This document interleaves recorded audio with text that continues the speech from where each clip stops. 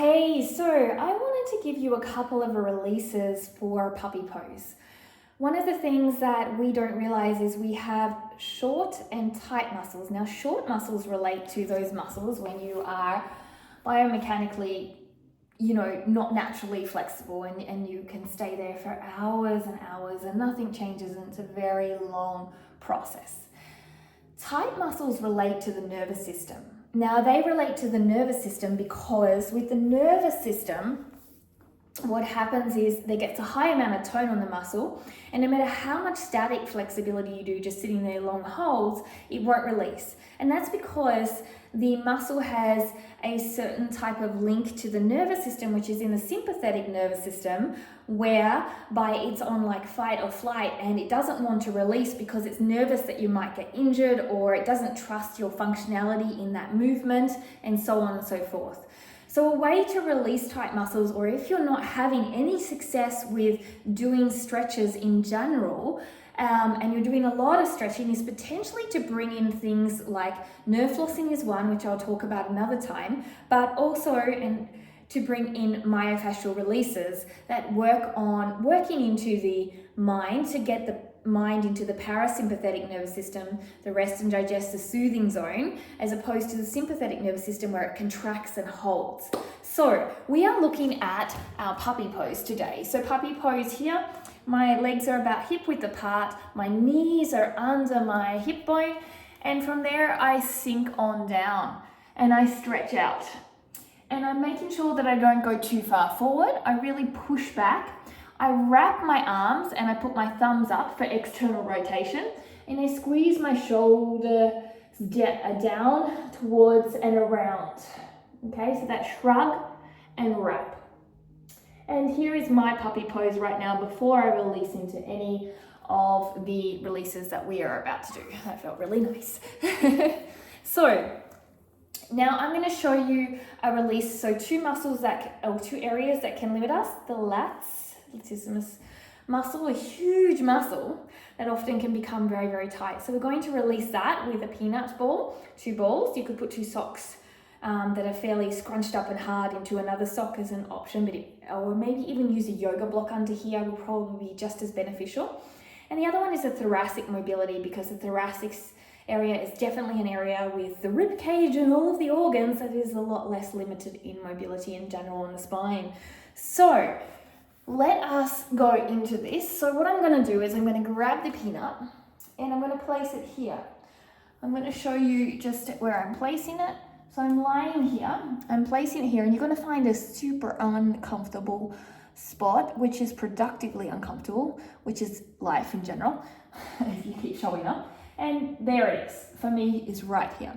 From here, what I'm going to do is I'm going to just windshield wipe on my hands, like this, 2, 3, 4. You can place your head on the block if that's better for your neck, around 5 to 10 times. And then I'm going to extend my hand up and overhead for 5 to 10 times.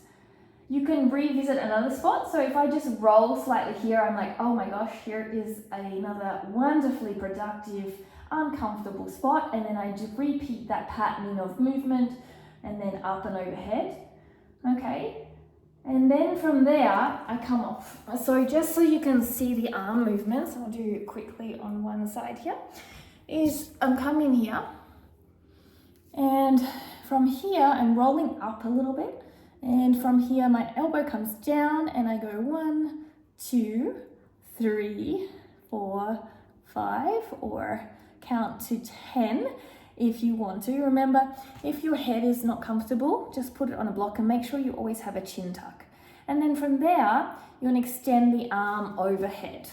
So extending up and over, Superman, for around 5 to 10 times. And then you're just going to either do another spot or come off.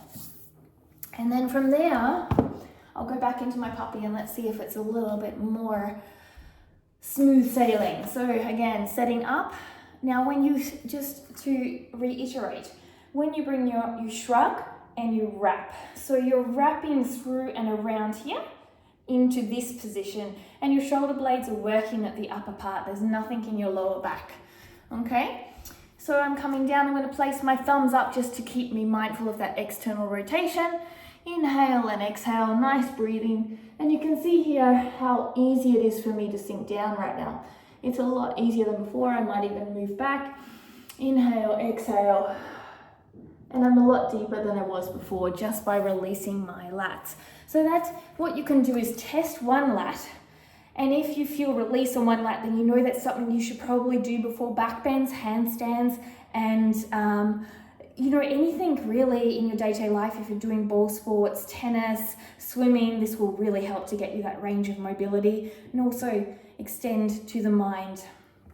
Second is 2 options for this. This is if you have less range of motion in your thoracic, and then I'll show you more range of motion.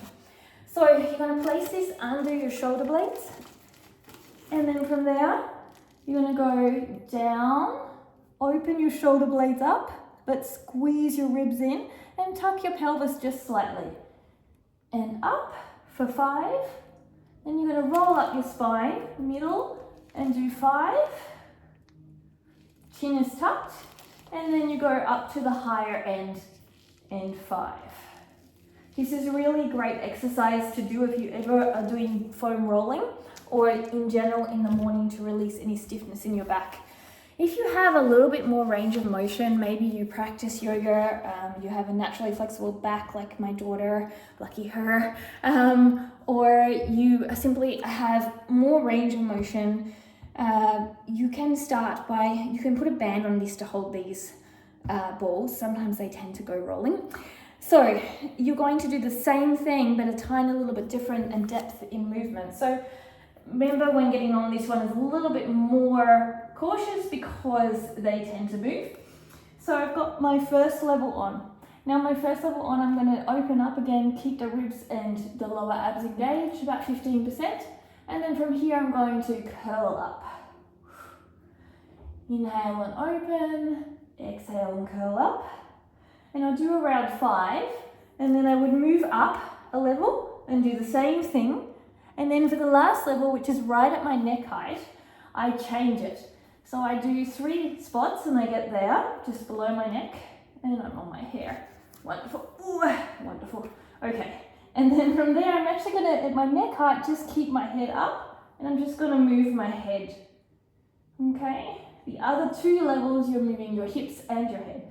And then from there, we drop back. We go into that puppy pose, and whoosh, that's so much more comfortable. I'm much deeper, and you can see because I can bring my legs much more in, my pose is straight. I have no pain or any discomfort. So here are some options to help you get deeper into your shoulder mobility for back bends, handstands, puppy pose, or your back mobility through working with the nervous system. I hope it helps. Namaste.